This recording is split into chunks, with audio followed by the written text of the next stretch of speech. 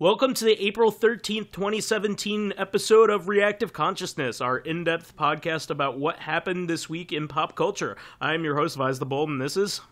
PyroJackFrost. And OldManStompy. We are still awaiting Lotus Prince's letter of resignation. So he is temporarily I'm wondering fired. how long we can keep up this firing and hiring joke before people are like, all right, enough, come on. I Find think something new.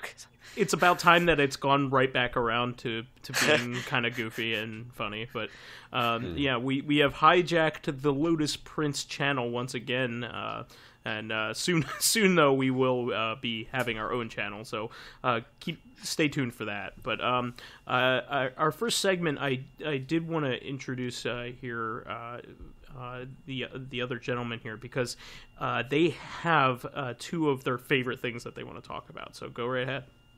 All right, Persona 5. So those of you who are listening on Tuesday, I'm going to talk about it some more because this is Persona 5 is love, Persona 5 is life.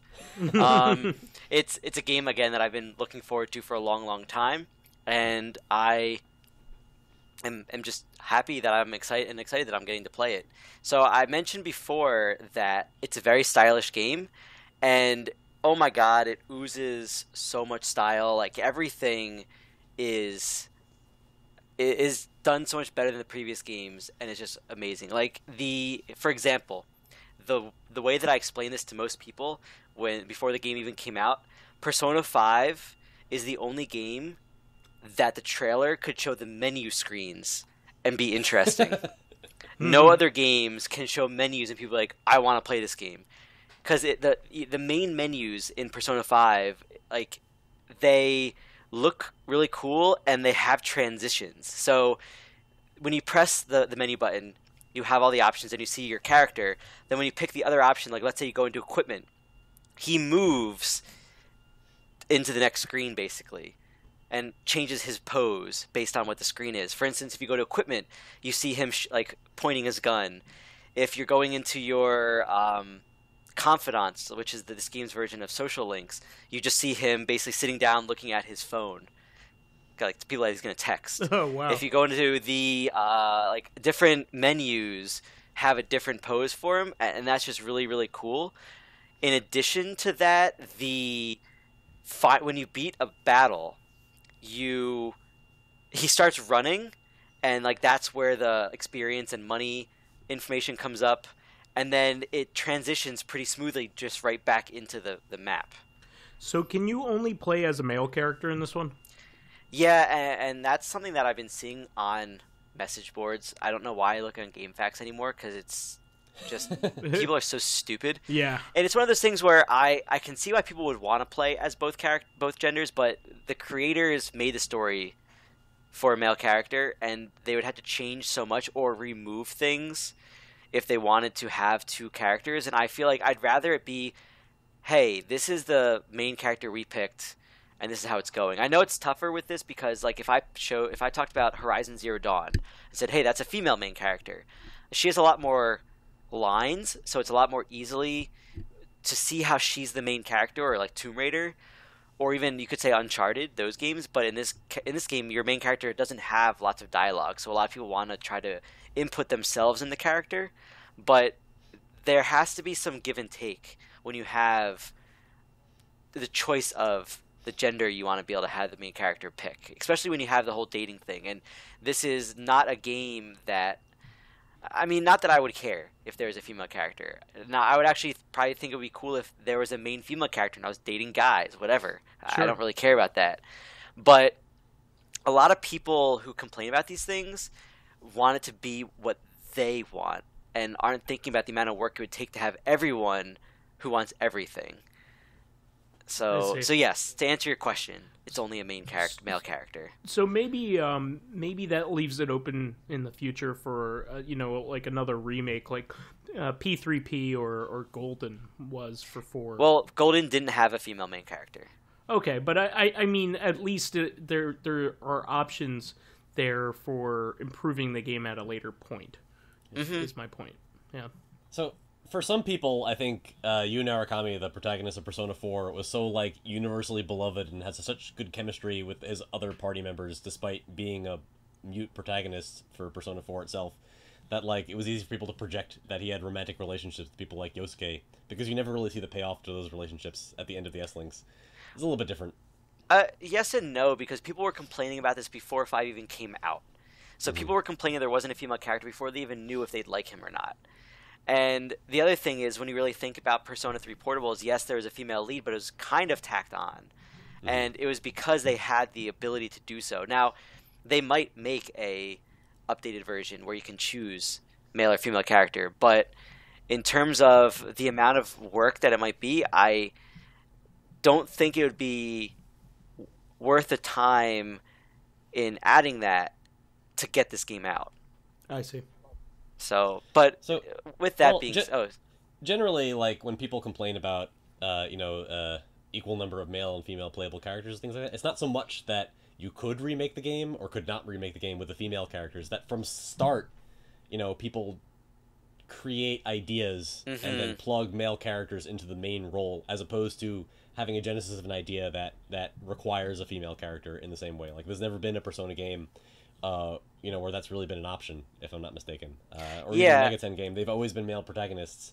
So I think people are just like people are really, really starving for a Zelda game where you get to play as Zelda, like an actual mainline Zelda game, not like Hyrule Warriors. They're really starving for a Persona game where you get to play as a female protagonist, and the story was written that way.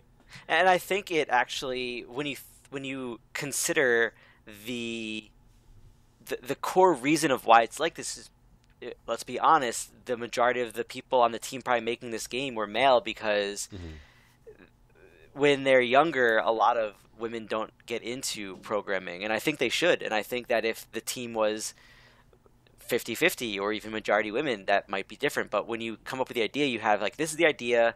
In this game, I want that you're to be thieves and go through dungeons, and here's the characters. And then the main character, this is going to be the main character, and they just automatically think of it a guy. They don't think about anything else because it's a guy is probably the one directing this game or is directing this game. Yeah, I think it's kind of a shame as well, because the player base for Persona in particular has a very large female base. So it's kind of a shame that they can't pick a female character that they can more identify with. Well, I would say maybe that's the case, but I've also heard from several females who say, I really don't care what gender I'm playing. I would say that the people complaining are probably, like usual, the vocal minority. When you see the number of people complaining, it's probably... So, Persona 5 sold 1.5 million copies last time I checked. Yeah, for such a if you look short on amount of time. GameFAQs, there's probably 10 people complaining that there's not a female character. Sure. But it makes it seem like it's a bigger problem. And not that, and I don't want to say that women can't identify with a male lead and that they should have to, but I think most people realize that this is a game that was designed in this regard, so I will play this game with what I have and see what it's like. Not to say that they could make another Persona game or Megaten game where there's a female lead. Sure. Maybe I would like to see that, but I think that instead of it being a choice of male or female, I'd much rather it be from the beginning. There's this gender that we plan on this game being about. So this is the sort of thing we can have an entire separate podcast topic about. But you would never, you can't really quantify how many people didn't play the game because they weren't interested in playing a male character.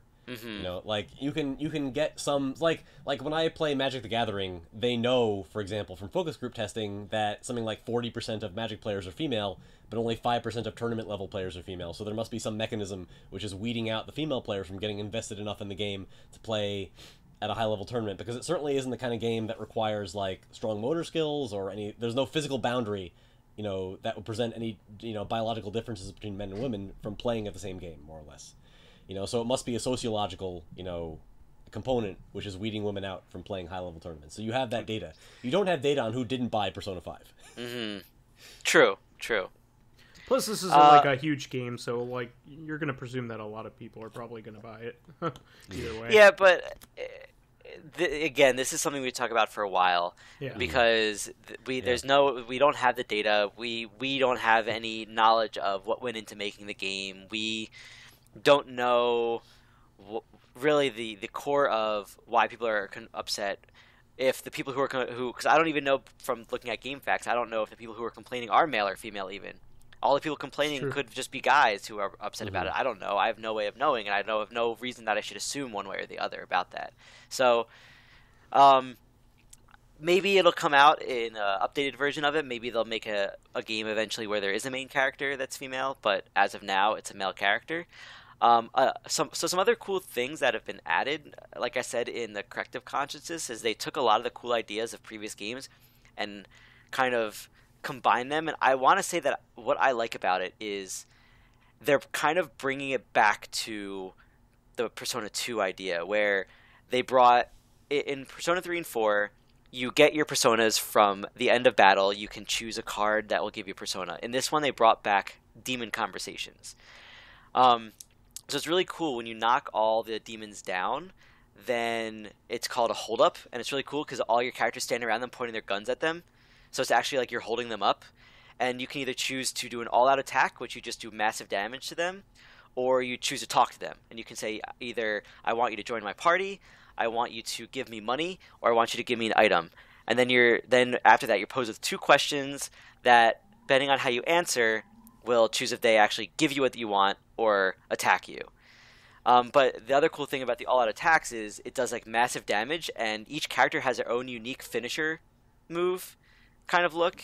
It's something you had to watch, so I really recommend if you're curious to look up Persona 5 all-out attacks to see what they look like, but they're just really cool and really stylish. Neat. But again, a lot of the things in this game have been done a lot better. So the social links are, when you're not going through dungeons, you're improving your stats in terms of not battle stats. So you have your attack, defense, magic in battle.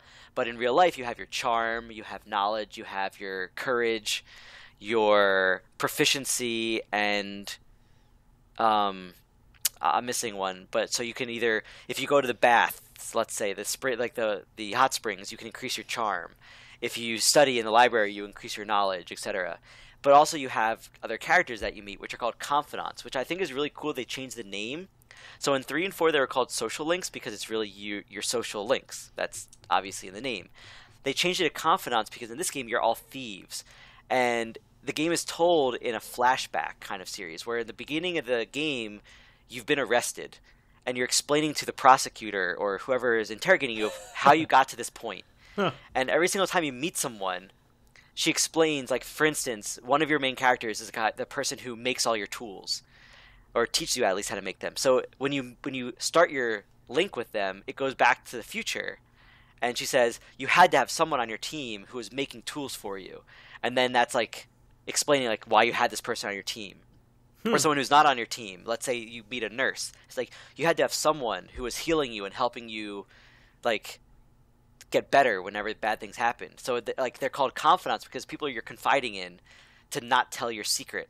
And they're helping you be these phantom thieves. That's pretty It's a really cool idea. And it's also cool because all of the personas, the main characters, starting personas at least you could say, are connected because they're all thieves. So the main character is Arsene, is I don't remember his last name, but the great French thief. Lupin. Yeah.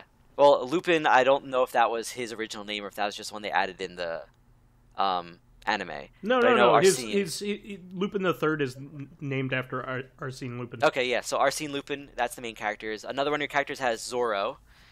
One of your characters is Captain Kidd, who is a pirate. Mm-hmm. One of your characters is Carmen from this opera, she's like a thief of men's hearts, I guess you could say. Then there's the woman from the Three Musketeers is another one. And so all of your characters are thieves in some way. It's really cool how they have that connection. And just everything about the game feels like it's connected very well. And like I mentioned before, in 3 and 4, the dungeons were all randomized. They got a little better as the games went. Like in 3, you're just completely randomized. You're just going up a tower. There's really no connection between the game and like the dungeons and the real life. Yeah. In 4 was a little bit better because the dungeons that you explored were still randomized, but they all had to deal with one of your party members' innermost, like what they're trying to hide about themselves. Mm-hmm. And so they were randomized, but they still had some theme to them.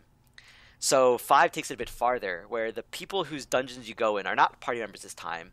I'm not going to explain too much because I don't want to spoil anything, but there are other characters you're going into to help them become better people. Or, in a way, forcing them to become better people. And they all have a theme. So the first character, so I can do I'll start by the first one because it's not much of a spoiler. So you're going into one character, and he perceives his surroundings as a castle. So his dungeon is a castle. And all the guards are are like knights that are protecting his castle. Oh, neat. But the whole dungeon is designed in a certain way. Nothing's randomized anymore. And there's puzzles in it, and there's kind of like in, let's say, Bloodborne or Demon Souls, there are shortcuts you find so you can go farther in the dungeon the next time. And the whole idea is you are stealing their hearts from inside their desires. And once you steal their desires, they become better people. And I have so many great things I want to say about this game. It's just, the style is great. The battle system, like most Persona games, is amazing. It's fun just talking to people when you're not going to dungeons and seeing why they are in the positions they're in. Just going to work and getting money, or studying, or reading books on the train. I feel like it's my second life, but it's not a really shitty online MMO called The Second Life. Well, I'm really excited to hear more and more about your experience with it, because I love that you're so passionate about the series, and I love that it's paying off as well. It hasn't let you down, it sounds like. So it hasn't changed your relationship with the series. Like, it's held up. No, and I don't think it ever will. well, that it's a good thing, because yeah, at least they didn't like shit the bed with it. You know what I mean? Like, they didn't flub up with this game, per se. I bought it as well, and I haven't even had a chance to open up. I got the limited edition, the special limited edition that they came out with it. So I look forward to playing it. I'm not. Right now, I'm struggling with, am I going to play this when I beat Breath of the Wild, or am I going to continue with P3P? Because I've been, I'm still in the middle of P3P, so I'm still wondering whether I should beat 3 and 4. I know that the links aren't, directly related, but it's one of those things. Like, I think some of the games in the series would be hard to go back to after the improvements in later games. So I know how much people love the story of 3 and 4. So I'm kind of wondering whether maybe I should just watch YouTube videos of it and then move on to 5. But so I will say that's harder than it sounds, because Atlas is coming down pretty hard on people who stream the game after, I think, I don't know where this is in the gameplay, but apparently they're putting copyright strikes up against anybody who puts up YouTube videos after July 7th in the game timeline. I guess there's some but now everybody knows there must be some twist that happens around that point that changes the game. So they basically spoiled the game themselves by trying to stop people from spoiling it on YouTube. So, I mean, looking up YouTube videos of 3 and 4, though. I would actually play 5. And I think that people, I don't necessarily disagree with what Atlas is doing. It is their game. They have full right to do this. So people who are complaining so much, it's like, come on, grow up. But at the same time, I kind of feel like there's going to be a set time, like maybe a year or two, when they're like, all right, have at it. Everyone who's really wanted to play it knows what's going on. You can stream it. But I will agree with Vice, what you said, that I would recommend 5 now that I've been playing it, because it is the best one. But again, it would be hard to go back to 3. And then if you're going to play 3 or 4, you're playing it for the story, knowing that the gameplay isn't as good. But I kind of feel like maybe play 5, because it is such a great game. Yeah, I think that's what I'm gonna do because I do want to experience the story of 3 and 4, but the games are just so long that it would take me basically like a year before I would get a chance to play 5, because like each of the games is like 80 hours long, and I'm not nearly as addicted to playing this type of game as I would be with Zelda, so like you would be, I think I might just bite the bullet and just do some story, and then go to 5. So your impression is not wrong. I did finish Persona 4 also with Max S links. It took me 59 hours, but I had to use a guide pretty heavily to get it down under 60. Yeah. So 80 is a pretty good estimate. I would also say I was really taken by what Pyro said about the menus being, I know this is not the first time you've said that, but the menus being a highlight of the trailer. Like, I'm mostly used to RPGs, games in general, being advertised in the strength of their cutscenes, where, you watch the original trailers and the original commercials for Final Fantasy VII or Legend of Dragoon, to see these amazing CGI cutscenes, but then after that, you just, like, kill slimes for 40 hours in between the movies. Yeah. Like, but Persona 5, even 3 and 4, like, they live and breathe outside of the cutscenes. What you talked about, like, reading books or, going to restaurants, that's grinding. That's the Persona version of grinding. You feel like grinding because you live an organic life and everything is connected to each other. Yeah. Sure. So there's a strong, integration between the gameplay and the storyline, which is really hard to do in an RPG, and Persona tends to do it really well. Yeah, and I could talk about this for the next whatever 40 minutes that we might be on this, but let's take a little bit of break and let's learn a little bit more about wrestling. This is my cue. I feel like it's almost like obvious now that anytime I'm on this podcast, I'm here to talk about wrestling, but it should be obvious because it was Wrestlemania weekend last week, and that's kind of an American cultural touchstone, so it's hard to avoid the news if you've been on Facebook for any reason. So I will say that I enjoyed a lot of what I watched this weekend. So, like I talked about on CoreCon a couple days ago, WrestleMania is an experience. So WrestleMania this year was in Orlando, and it starts on Friday with the Hall of Fame ceremony, where the headliner was Kurt Angle, an Olympic gold medalist who very, very rapidly proved to be a professional wrestling genius.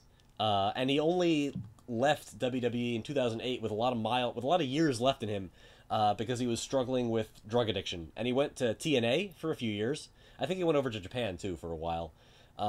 Supposedly, according to the wrestling journalist, mostly Meltzer, he was basically on death watch. Like, they were expecting that he literally could die from in-ring action because he was taking so much medication. Wow. It's the same thing that happened to guys like Randy Savage. Like, these guys, they drink a lot of alcohol, they take a lot of painkillers because wrestling does so much damage to their bodies, and then they would do cocaine in the back to get hyped up again for their matches to cover for the fact they were doing alcohol. And guys like the Ultimate Warrior, he died the day after his Hall of Fame ceremony. I think he was 51. Randy Savage, I think he was in his 50s, early 50s. Their hearts just give out from the abuse that they're handing out to it, by doing these both drug in the ring and out of the ring. Yeah, and a lot of them were doing steroids. I was going to say steroids, yeah. Yeah, so a lot of these guys, you never know how long they have. I'm surprised Hulk Hogan is still doing so well, because he's probably one of the biggest offenders. If you've ever watched his promos, he's on something when he's on screen. I don't know what it is, but it's real strong, because he's not a small guy too. So anyway, Kurt Angle, he supposedly got clean. You never really know because people do fall off the wagon, but he's definitely made a dedicated effort in the last few years to recover, and now he's been welcomed back with open arms to the WWF. He has also been named the general manager of Raw, which is the Monday night show, so he'll be on television every week, and they think he might even be cleared to wrestle again. So for him, this is a story of redemption. He fell out of the WWF because he didn't want to go to rehab. He didn't want to admit that he had a problem, and now he's back, and we're all happy to see him. I have never seen a crowd so happy. So Kurt Angle's thing, even when he was a good guy, was that the crowd would chant "You suck" along with a certain part of his theme, and I've never seen a guy so happy to stand in front of 20,000 people chanting "You suck." Because that, his people are chanting his song because they were so happy to see him back. It's actually a theme of WrestleMania in general that because TNA has been having so many problems because they've been downsizing and because they've been trying to rely more on homegrown talent and local indie guys than some of the guys they made, and that would cost a lot of money for them to retain. Since they've sort of collapsed and been purchased, a lot of those guys who have been waiting their entire lives basically to get shots at the WWF are now part of the WWF roster, and they're part of WrestleMania. So it's kind of a renaissance. This is, in terms of the in-ring action, like the star power isn't as high as it was when they had Hogan or The Rock or Steve Austin, which is partially intentional on the part of the WWF. They don't want anybody becoming bigger than the brand.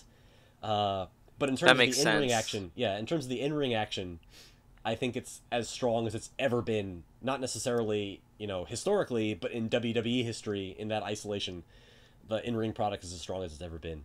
And it was pretty fun to watch. WrestleMania itself was about 7 hours long. It started at 5 o'clock with a pre-show that was on the network. It's weird watching wrestling in daylight because the television show is usually in a stadium with lighting. As an example, the first match was the Cruiserweight Championship. The WWE has so many guys now under 200 pounds, which are guys they would have never really given a shake before because they were too small. The Cruiserweight division used to be synonymous in WWE and WCW with, guys who were never going anywhere. Now they have their own show on the network called 205 Live, which the WWE is specifically marketing towards people who really like that kind of acrobatic action. So yeah, go ahead. Yeah, I guess it's because they're really, I guess, starting to embrace. I mean, they've always embraced the fact that it was actors in a way, that they're acting for their fans, but people are really looking forward to more of that. And I guess when you have the lightweights, you can, like you said, do the more acrobatic stuff. That's not just the brute force. It's now more like tricks, I guess you could say, that they can do to make it interesting in that regards. Yeah, for the really acrobatic stuff, sometimes it's really obvious that the guy taking the move, like that move would never work in a real fight. The guy taking the move is doing the majority of the work. Yeah. But for some people, that suspension of disbelief is fine. They just want to see people flipping all over the place and beating each other up and just. So there's a pair of wrestlers that are not WWE bound, and they apparently were part of a 10-man tag. You've probably seen this GIF, or GIFs from their match because they were circulating around the internet a few months ago. Will Ospreay Jr. and Ricochet are two of the most acrobatic wrestlers in the world. Ricochet can do a double moonsault, which is a backward somersault, off the top rope and land it every time. Wow. Which, there's only a few people in the world who can do that. I think Ospreay can do it too. I've seen people practically kill themselves trying to do it, so the fact that they trust him to do it all the time is pretty impressive. They had a 10-man match at a side event. So WrestleMania is in Orlando, but nearly every independent promotion comes to Orlando because they know every wrestling fan in the world who would go to an indie show, who can afford to go to Orlando, will be there, and they can, siphon off some of the business and get a lot of eyes in their product. So the number one independent promotion, Ring of Honor, they had a match, and they had a Supercard of Honor, I think it was called, and it included this unbelievable 10-man tag between 10 of the most impressive acrobatic wrestlers in the world, and it culminated in a ladder match. So I've talked before about the Hardy Boys. I don't know if you've seen the Final Deletion or the Broken Matt Hardy saga. I talked about it a few weeks ago. Yeah, the Final Deletion's great. So the Hardy Boys are in the same vein as Kurt Angle, where Jeff Hardy left WWE in 2009 because he had drug problems, and his brother went with him. But in reality, Jeff was one of the most popular wrestlers WWE ever had. He was one of the only guys who could compete with John Cena in terms of popularity when Cena was the number one guy. He was bigger than CM Punk, and CM Punk was an independent darling. Like, he was the king of the indies when he came in. He actually... they actually used Jeff when he was leaving to put CM Punk over. Punk won one of his world titles from Jeff Hardy when Jeff was retiring from WWE. Wow. They used that to put heat on Punk when he was a villain.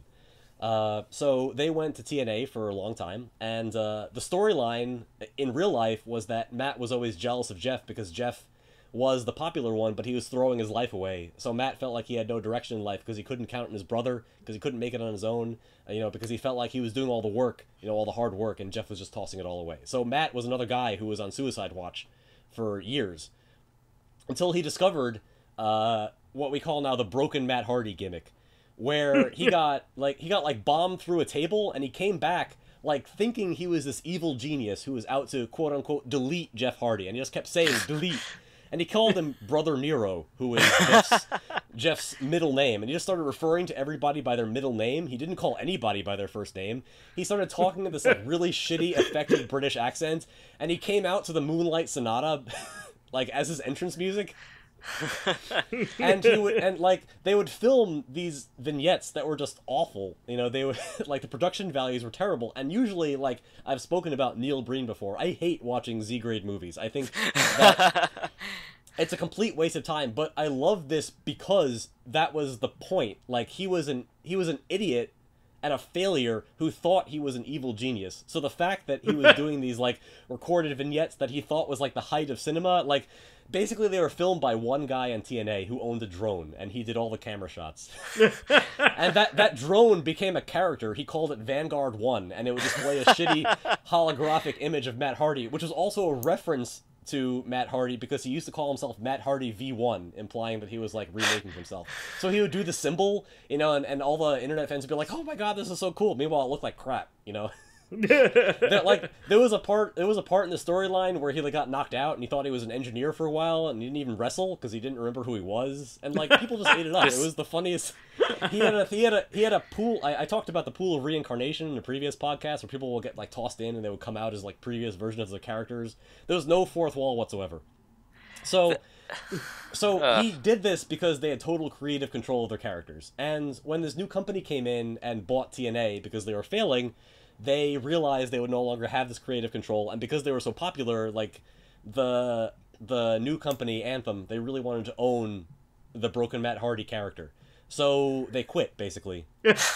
And they quit in March, and they won the Ring of Honor tag titles in a surprise like twist. They showed up at a random Ring of Honor event and won the titles, and then they were the main event of the Ring of Honor show the day before WrestleMania, where they lost the titles, and then the next day they were signed by WWE, and it was this developing story. They showed up as a surprise at WrestleMania. That's awesome. Wow. So the New Day, who are the big video game fans, I think I've talked about them before, they came out. They were the hosts of WrestleMania. That was their on-screen appearance. They basically did nothing but declare themselves the hosts. That was like their entire... I talked to Pyro about this a little bit. They were there. They basically were there to do the sponsorship for Final Fantasy XIV. I saw the GIF of that. Yeah, they came out dressed as the new characters, and I think the announcer had no idea what this was. He was like, "Look at all your favorite characters, like Moogle and Chocobo. Like, don't you guys love Final Fantasy?" Because you said that they were doing this because they were sponsoring and advertising the Stormblood, right? The new Final Fantasy XIV expansion. Yeah. So they came dressed as the new classes from Final Fantasy, from Stormblood, basically. And it was really suspicious that they were like some of the most popular guys in the roster. They have like a separate YouTube channel where they do video gaming and do Let's Plays. They have millions of subscribers at this point. I think 10 million. And so it was weird they didn't have a match on the card despite being so popular. So the tag team match for WrestleMania was between three teams that are not anywhere near as popular as the New Day. And when the match is about to start, their music hits and they come out and they're like, "We have just been informed as hosts of WrestleMania that this is now a fatal four-way." And they're like, I wonder who this fourth team could be. You know, and they move like they're about to take off their clothes to, you know, get into the wrestling gear because they're wearing it under the costumes. And all of a sudden the Hardy Boys music hits and the crowd just goes absolutely ballistic. It was the best reaction of the night. Oh man. When the crowd heard of, I mean, the WrestleMania crowd is mostly internet fans. Like, those are the people who can afford to go to WrestleMania. So they were all chanting delete for Matt Hardy. That's amazing. Even though nobody really believed, since they had just wrestled in a match for Ring of Honor yesterday, that there was any possible way they could show up at WrestleMania. That's so cool. That was probably the most exciting moment on the card for hardcore fans. The rest of the card, I mean, I don't want to spend too much time going over every single match, but I mean, I mentioned that Brock Lesnar versus Goldberg was like the big special event because they're both basically part-time legends. Goldberg basically came out of retirement to take the Raw Championship, and he got the crap kicked out of him by Brock Lesnar for about 5 minutes, lost the title. It was the quintessential example of basically two guys storing up super bars and spamming finishers at each other for 5 minutes. So the spectacle was pretty cool. It will probably be Goldberg's last match, so it was nice to see him, go out in front of a WrestleMania crowd. Who won? To get the match against Lesnar won. Okay. So he will be taking the title. But the headlining match was Roman Reigns versus The Undertaker. And if you're not really familiar with wrestling, and if you've been following it sort of just via your Facebook feed, you'll know that this was The Undertaker's retirement match, basically. So The Undertaker he debuted in 1988. He's been wrestling forever. He's wrestled at WrestleMania 25 times. I remember him from being a kid. He was like one of my first favorite wrestlers when I was a kid. Yes, he is a living legend. We thought he was going to retire after 5 years ago at WrestleMania 28. He had a match against Triple H that was billed as the end of an era, because they were basically the last two regular performers from the Attitude Era around the turn of the century. The Undertaker won, which pushed him to 20-0 at WrestleMania. He had never lost at WrestleMania. He won every year, and every year they just kept trying to build up a bigger and bigger challenger. So, if you've watched, I recommend watching Max Landis's Wrestling Isn't Wrestling, that sort of explains how Triple H got himself into this match, and how it carries the history of Shawn Michaels, one of Triple H's best friends and an Attitude Era legend, retired Ric Flair. Ric Flair might be the greatest American wrestler of all time, and Shawn Michaels is the one who retired him. And then The Undertaker retired Shawn Michaels at WrestleMania 26, and then Triple H wrestled The Undertaker at WrestleMania 27 and 28 to prove that he could do what Shawn Michaels couldn't, to basically get out of Shawn Michaels' shadow. So The Undertaker carries all that history with him. So he continued to wrestle. He wrestled at WrestleMania 30, and he lost to Brock Lesnar. So now Lesnar had the heat of being the guy who broke the streak. We thought The Undertaker would retire again now for the second time after that, because he was hurting. I mean, he's 51 right now. Sure. We found out after WrestleMania that he needed full hip replacement surgery. So he looked like he was in tremendous pain, even trying to wrestle. So people suspected that this would be his last match, and that they were doing this to give Roman Reigns the rub of being the guy who retired The Undertaker. And they also rehired Jim Ross, who was a legendary WWE announcer from the Attitude Era all the way up to about 2010, to do the announcing. Everybody knew. It's like watching a scene from a movie where you know your favorite character is about to die. Oh yeah. And it had the whole match, like, you could tell The Undertaker was hurting, and you could tell that he could barely get up for his moves anymore. Like, it was painful to watch. It was like a 20-minute match.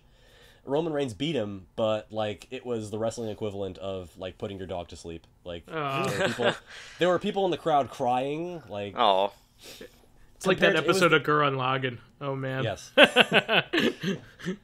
So I'm not going to elaborate, but yeah. Yeah. The episode, they kept the camera... Roman Reigns left. He knew better than to stay out there and take the heat from the fans. The Undertaker just stood there in the ring for about 15 minutes. He sat up, he took his gloves off, he took his hat off, he took his coat off, he stopped for a second, he breathed, he took a few deep breaths, then he walked out. And that was the last shot of WrestleMania, was The Undertaker descending down the trapdoor that he came out of. Wow. And the payoff the next day was when Roman Reigns came out to deliver the opening promo to many of the same fans who had just been at WrestleMania.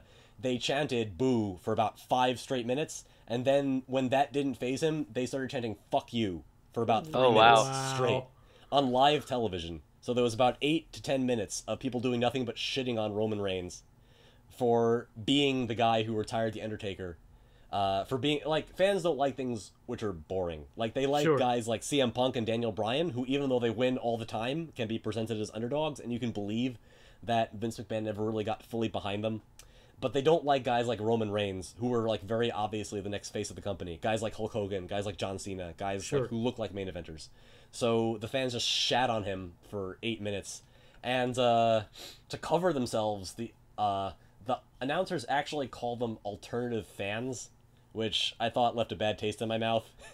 And because this is obviously the mainstream audience. Yeah, it's like they're not the mainstream audience. But they're part of the audience they're trying to court by having the network, by having shows like NXT, by having shows like 205 Live that are only for the online audience. So Yeah. like to then go on live television and say that we don't really care about their opinions, and like they literally said like, yeah, they boo people you'd normally cheer and they cheer people you'd normally boo. Literally said that at the start of one of the shows. That's like line for line. Like I think it's a little bit of an insult, but like that is what it is. That's WrestleMania for you. They have a product to sell. This is the fan base that's willing to spend extra money to watch this stuff, you know. Yeah. And but at the same time, it. they're also like hardcore and they're really committed to it. Sure. Yeah. So like it's also hard to push them off. Like it's like that part in Howard Stern's movie, you know, where he talks about how people who hated him watched him more than people who liked him. Yeah, it's true. Like sometimes that like any interest is good. Sure. All right. So let's see some final notes. So Shinsuke Nakamura debuted. He's their big signee from Japan. So I know Stephanie's talked about him before as having like one of the best theme songs in WWF. He debuted on SmackDown on Tuesday. He came out. He doesn't speak fantastic English. He speaks it well enough to be considered semi-fluent. Like he's definitely understandable, but people were worried they wouldn't want him to speak. And that concern might have been confirmed because all he did was come out, like do his entrance, do his like walk to the ring, then he stood in the ring, he bowed, and then his entrance played again and he left. Like, what was that? Yeah. Like, who is this guy? He didn't even address anybody or say hello. Yeah. So that's what we're looking forward to next week. Him along with a few other guys came up, and so that will be the start of the new storylines heading into the next season. So the big major storyline will probably be that for the next year they're setting up Roman Reigns and Brock Lesnar to crown Roman Reigns as the new final boss of the WWF. Because Lesnar and Reigns are the only two guys to have beaten The Undertaker at WrestleMania, which makes them the current top dogs. They both defeated a legend. The guy who beat the streak versus the guy who retired The Undertaker. And most likely they'll be heading to a championship feud at WrestleMania 34. So that's what we'll be working on. That's the season plot, what we can expect going into the next year. Wow. I have some... Of course, I can talk about this for days, but I have an article series I'm hoping to work on for the blog portion of Corrective Consciousness, discussing how WWF structures matches and how it affects all these guys who they've recently re-signed. So when that's available, if you like some more thoughts on WrestleMania and generally my thoughts on wrestling and as a narrative art, you should go ahead and read that. Otherwise, I'll be happy to pass the baton over to anybody else who has a topic for today. Well, just in being transparent here, I do want to say that we are over Skype, so there will actually be no baton that's actually passed. I just want to let our audience know so we're not colluding in any way or being untruthful. I was wondering where you were going with that. I will go to your house. I will show up on Skype, and I will give you a baton if that's what it takes. All right, quick cut. Where do you buy a baton anyway? Like, where do you get one? Well, I would have to ask Google, but I've got all the time that I'm going to spend going to your house to figure it out. So, like, that's the least of my problems. Wait. You need to get a baton, like, on the way to New Jersey from Queens. You don't have a baton at home. I know you don't. For all you know, I do. You've never been to my house, into my room. I have a whole room for batons.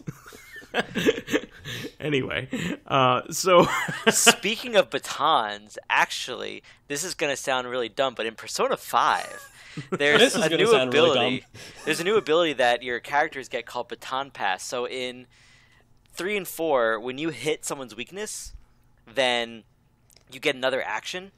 So in Persona 5, you have what's called Baton Pass. If you hit someone's weakness, you can give your next turn to someone else who has Baton Pass, so it allows you to more easily move around the weakness attacking. This is also in Pokemon, and it's been in Pokemon for a really long time. Like, you can use Baton Pass to, if you have status buffs on your character, you can use Baton Pass to switch another Pokemon in and they inherit your status buffs.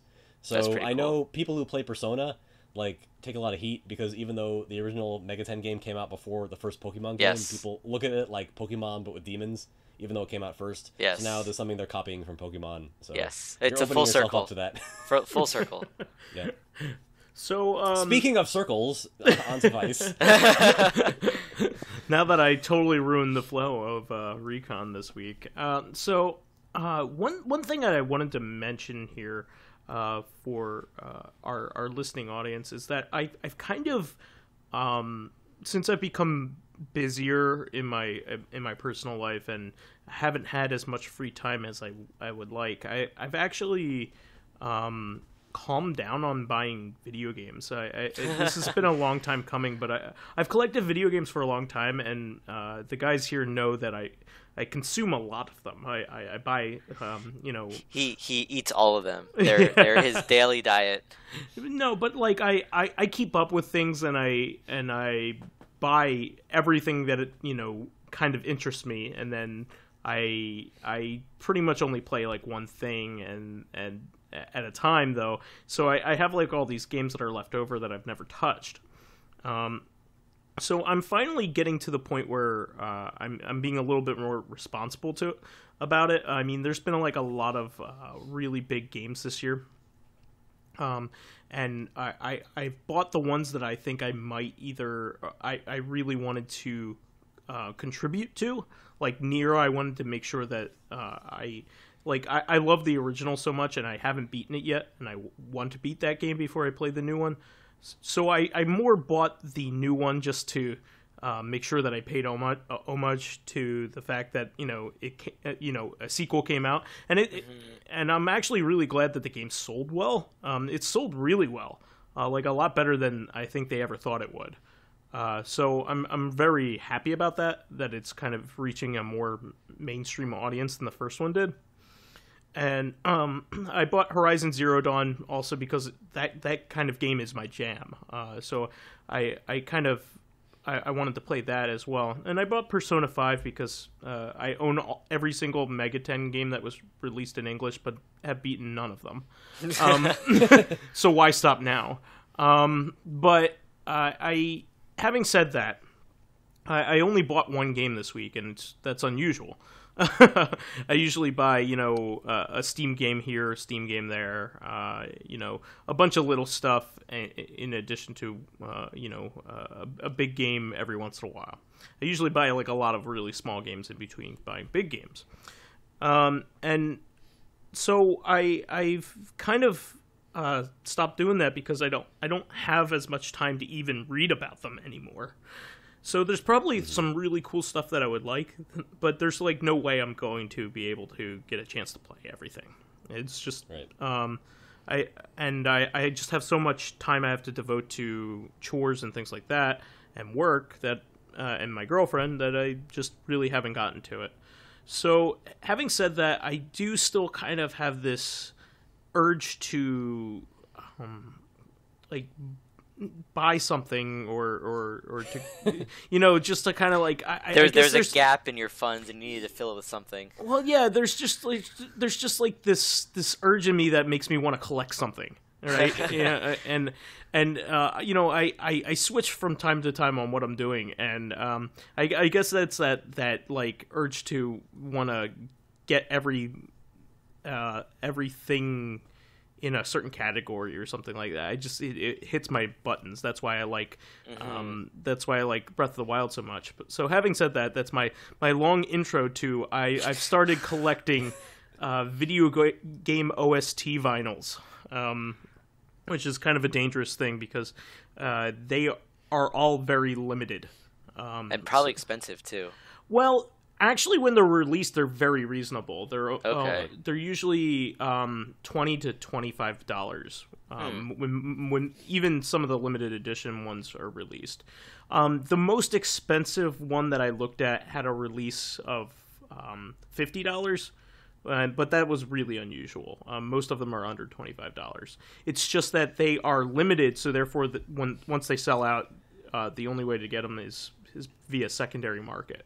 Like eBay, and then they start crawling up to becoming like $90, things like that. So basically you have to make sure that you keep on top of what's being released and pre-order it when the pre-orders go up, because they don't sell out immediately. They're not like that. They usually make enough for their initial audience, but you have to make sure that not too much time passes before they sell out, because they're not going to do a second run. So I've really been enjoying this because I've decided as well that I'm only ever going to pick up ones of games where I really like the soundtrack on its own. I've decided that I don't want to collect all in a series. Like Data Discs is making a lot of the Sega themed ones, and so they number them, kind of like Limited Run Games does. They number their releases, and I'm not getting all the numbers. As much as I love all the Sega games that they are releasing for it, there are only a few that I actually love the soundtrack on its own, and I would love to listen to it outside of the game. So then, once you start worrying about having all the numbers, that collector mindset kicks in. You're like, well, now I need. Even though this soundtrack was really, really shitty, I'm only missing number 4, so I should just buy it anyway. Exactly. Sometimes they get you too by like repeating tracks once they know you're sunk trying to get all of them. Like they're not unique anymore. Yeah. So I like a lot of these releases because they have an extreme attention to detail. Not only do they have really nice cover art, almost every one that I've bought has really amazing cover art. The Data Discs ones tend to use official cover art, and the one that I got from Data Discs is the Streets of Rage 2 one. Streets of Rage 2 is my favorite video game soundtrack of all time. Just like I was saying in CoreCon earlier this week, I have a special emotional connection with my favorite things, just like my least favorite things. Streets of Rage 2 was like the first video game soundtrack that I really embraced as something that I love to listen to. And it, as well as it just being a fantastic soundtrack, composed by Yuzo Koshiro. So, this one had been sold out. So I ended up getting this on the secondary market, and I paid like $90 for it. But it's the only one that I'm ever going to pay that much for. I'm confidently going to say, because it's my favorite. But what's really neat about this one is it's reversible. So it has the English or American cover art, which is very goofy. And not also the characters don't follow their in-game art at all. Like they don't look like the characters at all. Especially like Max doesn't look like him. It's just not a good drawing. But it's kind of nostalgic in its own way. Kind of like Mega Man 1 cover art is so bad. But also the Japanese cover art is reversible on the inside. Now you think that would be great, but it looks like the cover to a B movie that somebody like painted. So actually, neither of the official cover arts for Streets of Rage 2 are something that I actually like, despite it being probably one of my my top 5 favorite games of all time and favorite soundtrack of all time. So I find it particularly funny, but I also like I like that it gives you the option, first of all. But almost all of the vinyls that I've been buying have been cool in that they are all unique colors, like the actual vinyl itself. Pretty cool. So the Streets of Rage 2 is like a translucent like smoke color. It's really neat. So the other ones that I've bought, just to let people know, I got the Res vinyls with the Res art book that was recently released. I think I talked about this a little while ago, when they released a limited physical version of Res Infinite, and that comes with the book. And I also recently got in Castlevania 3 vinyl set, which I think is actually tops it as probably the other than maybe Res's coolness, because it's an art book as well. This is one of the coolest vinyl sets I've ever seen, because Castlevania 3's is from Mondo Games, or Mondo Vinyls. And they put really cool cover art, original cover art on the front and back of it, and you could pick which one you, of course, want to display. And it's really fantastic original cover art. It's not official artwork from the series, and I really love it. The vinyls themselves are really neat. It's like they're orange and they have like black splatter all over them. It's really neat. They're really eye-catching. And the best part about it is that the vinyl, it comes with the NES version of the soundtrack and the Famicom version of the soundtrack. So with the Castlevania 3, when it came over to America, they had to remove some of the components of the cartridge of the original version of the game, because the Famicom actually has more sound channels than the NES, available sound channels, and could take advantage of a special sound chip that they put in the Famicom game. So when they brought it over to the US, they had to remix the music because it physically wouldn't work. So they included both versions of the soundtrack. Of course, I'm going to champion the Famicom version because it's just that good. It's probably the best Famicom. It's probably the best NES era soundtrack there is, in my book. So I was really excited to get that, and I have a few on the way. I was able to track down. I pre-ordered Revenge of Shinobi, which is another Yuzo Koshiro soundtrack, and that's coming out I think this week. And I also ordered Castlevania 1 and Castlevania 2, also from Mondo. And they also have Famicom and NES versions as well coming with them. Nice. What's neat about those is Castlevania 1 and Castlevania 2 were actually on the Famicom disk system. I don't know if you guys knew that, before they went to cartridge. And the Famicom disk system actually has additional sound channels as well. So even those games were remixed between the cartridge versions and the Famicom disk system versions. So it's really neat that these sets are meticulous in that they're giving you both options, and they are including that, and they look good on a shelf. I know it's kind of funny to have like an analog format from something that was originally intended to be digital. It's kind of the opposite of what you would think to do, but it's just something that I wanted to do. It's a lot cooler than having just a CD, because CDs are small. You can't really show those off. This is like a nice item, a memorabilia item to show off to your friends and show them how cool it is. It's more for the art than anything, and the actual visual design of the vinyls, because each of these has unique colors.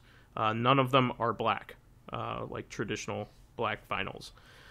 I'm also waiting on. I was able to track down Streets of Rage 1 as well. I just ordered that, and I was afraid I was going to have to pay a lot for that as well, but I found it for a decent price at around like $45. Oh, nice. That one's out of print. So I'm going to try to get all of the Yuzo Koshiro soundtracks I can from that era. But as far as my favorite soundtracks of all time go, the Castlevania NES trilogy, Rez, and the Streets of Rage trilogy, I know that the third one hasn't been released yet, but are amongst my favorites. The only two games that aren't included in those that I really would like to get a chance to get would actually be Nier, which I don't believe has a vinyl. Even in Japan, they didn't release a vinyl. So I would love to. I hope that one day they release that soundtrack on vinyl, because that soundtrack is fantastic. It's really, really good. And it has instrumental and vocals too, so you'd actually get some benefit out of having it on vinyl as opposed to having to. Yeah. As opposed to, digitally made music. That what's good is these have been mastered specifically to sound good on vinyl. So it's not like Sure. they didn't put the care needed to make them sound good via those.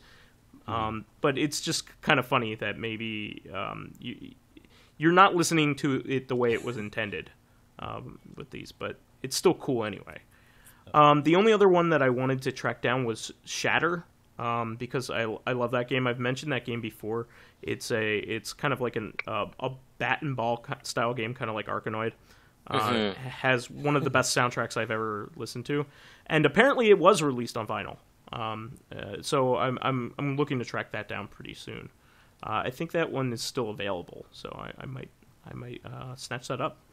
So I'm very dedicated to the idea that I'm only going to get soundtracks that mean a lot to me, outside of being just a memorabilia part, because I want to ensure that I'm not wasting my money and wasting my time. I'm going to be more efficient than I usually am. Right, so I'm gonna go ahead and append 2 recommendations to that, because I totally understand where Vice is coming from. There were 2 games in recent memory that I was considering buying a vinyl for. I don't own a record player, but my wife wants to own one in the near future for playing analog music. So people who are historic listeners to this podcast know that I've previously referenced Undertale as one of my favorite video game soundtracks of all time, and that is basically a chiptune rock opera. It does have a vinyl. I kind of regret not buying the limited edition when it was available, because you get an extra 8-inch vinyl that I will have to go find on eBay now. And I will also recommend Axiom Verge, which has a vinyl release. It has music by Thomas Happ, if you want to look him up on Bandcamp, or if you just want to buy the game. It's a Metroidvania with outstanding sort of club-style music. And I considered buying the vinyl. It had a special edition, but at the time I was in Europe, and I didn't even have a permanent apartment, let alone a place to put a record keeper. So I didn't... I mean, a record player, record keeper. Oh my god. No, I'm right there with you. Dan Carew, Denellen, he actually was telling me that he got Hotline Miami soundtrack on vinyl, and I was immediately jealous. I was like, oh wait, I didn't even think of the possibility of getting that game on vinyl, and now that I know that it's on there, I'm thinking about getting that one too. So yeah, there was a limited edition of the Transformers cartoon movie soundtrack that I wanted to get, but and I was even in the store, and I was like, I dare to be stupid on it. I don't have a record player. I didn't end up getting it, and I kind of regret it, because again, it's one of those things that it's a collector's thing. Yeah, but I was very tempted to get that. Did you at least touch it so you could say you had the touch? I did have the touch. Well, it's really cool. I technically have 2 record players, so I'm not like completely being ridiculous here. Well, I guess that is kind of ridiculous in its own right that I have 2, but I actually had a record player back from when I briefly got back into vinyls, just for regular rock music. Like for 60s, 70s rock music that I was listening to back in high school. I got a really nice portable one because they were coming back in fashion. And it's really good for the apartment that I'm in.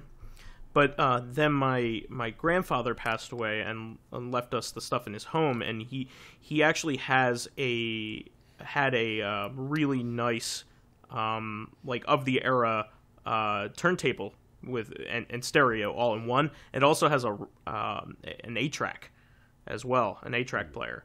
So the portable one that I have doesn't have a motorized arm or anything, so it's nothing, no frills, but at least it plays like 45s. It plays like the small ones if you want, if you need to, and does everything you want it to, and hooks up to a modern setup. But having the old one with the old sounding speakers and everything, just that warm sound, will be really nice once I have a house, and I can bring that with me, because my parents have luckily been okay with keeping that in the house until I can move it to a place where I can enjoy it, because it's definitely for me, not anybody else. So I can't wait, but I will talk about various acquisitions on this front as time goes on, but I just wanted to mention my feeling behind starting to collect these, and I hope to also frame them and kind of display them in a way that'll be really neat too, because people are like, oh man, that soundtrack, yeah, it's really great that you have that one, you know what I mean? Like Castlevania 3, I mean, come on, it's so good. So having said that, I think that I'd like to wrap up here. Yep. And that's the show here for this week. Please remember to subscribe to the Corrective Consciousness YouTube and SoundCloud pages. While there, give us a thumbs up, likes, and 5-star ratings on iTunes. Helps us promote and spread awareness of the show, and any bit of encouragement helps keep the show going. And then make sure that I don't cry late at night. You also can catch us on Tuesday on our sister podcast, Corrective Consciousness, the podcast about our lives in pop culture. Finally, you can find me as VyseTheBold, VyseTheBold, on Steam, PSN, Xbox Live, and Twitter. And you can find me as PyroJackFrost or Cloudoid540 on most gaming things. And you can find me as OldManStompy basically everywhere I want to be found. One last comment I'd like to add is that for those of you, since I know a lot of people listening to this podcast aren't into wrestling, a lot of my impressions came from, or a lot of the introductory impressions that I used in this podcast came from a blog post that I read from a professional blogger by the name of Charlotte Wilder, who works for SB Nation, who wrote a recap of Wrestlemania from the perspective of someone who came into it with nothing but an open mind. So if you're interested in reading about the event and you don't know anything about wrestling, that is an excellent entry point to read about, what happened on Sunday. So people should go check it out. That's great. I really look forward to listening to it. Wrestling's not something that I particularly want to follow in like you do, but I like the distillation of it. I like it when you break it down for me. Sure. So it's really cool. Mm-hmm. So I think other people will appreciate that as well. So having said that, thanks for listening, and we'll catch you on Tuesday with another episode of Corrective Consciousness. Bye, everyone. Cheers.